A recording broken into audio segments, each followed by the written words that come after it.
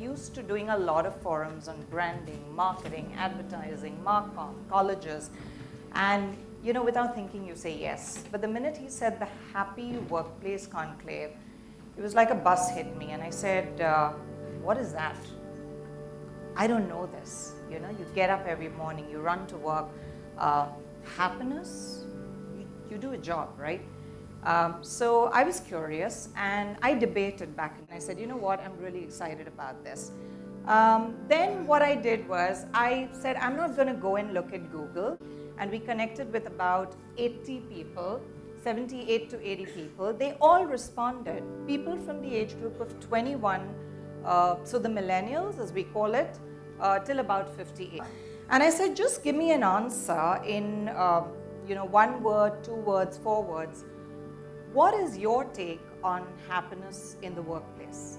We connected with people across North America, Canada, UK, Dubai, UAE, all the metros in India, including Bangalore, Singapore and Malaysia. And we got very interesting answers.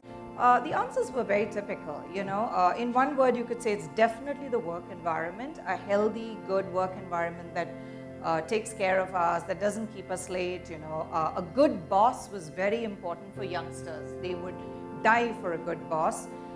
Get-togethers and bonding as you got slightly older. Team spirit was a very big deal. So initially, kids were more competitive with each other, but later on, they needed their teams. They knew they had to rely on each other.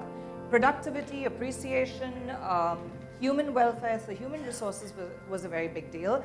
Progressive culture, definitely, because like we were talking about AI and sensors, if I'm not exposed to what's happening in the world, then I may not have a job. So I definitely want to be in a company that exposes me to a lot of stuff.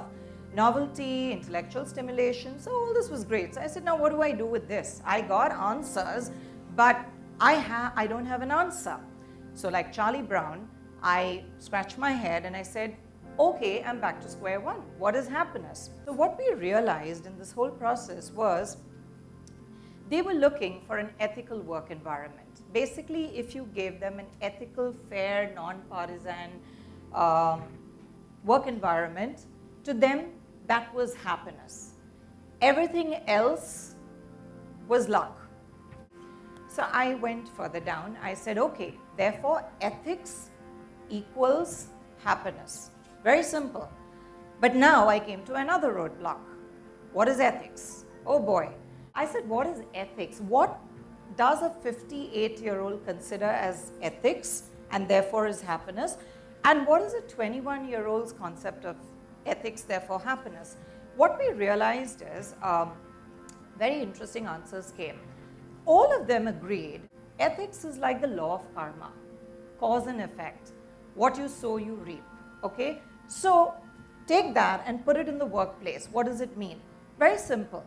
All of us as leaders, decision takers, employees, bosses, management, board of directors, in the workplace, the choices that we make must create positive consequences. It's as simple as that. Whatever choice you take as a leader, as a decision taker, as an owner, it must have positive consequences. So when we're trying to create this beautiful, happy, ethical culture, I would suggest don't use the word ethics because it sounds like there's a lack of ethics in the workplace. Instead, try to make it sound like Marvel's Avengers, Make it sound cool, make it sound sexy.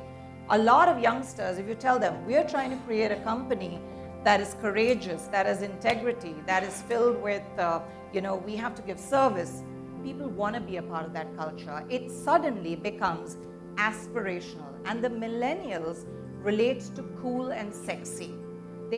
So then again, we started chatting, and I said, where does the problem really lie? Why do people quit jobs? Why do they run away?